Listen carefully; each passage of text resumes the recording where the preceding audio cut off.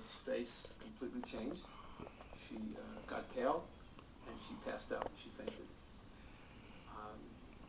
It's hard to describe how much I loved my mother because I adored her. I adored her in ways that's very difficult to describe in words.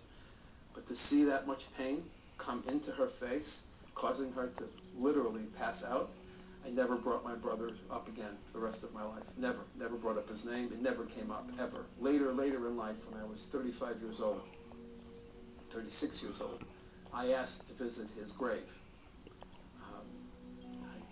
I finally got my mother and father convinced that we should do it together, and we drove to Long Island, where he's buried, and we stood in front of the tomb, and there was his name, Aaron Rakowski, beloved brother and son.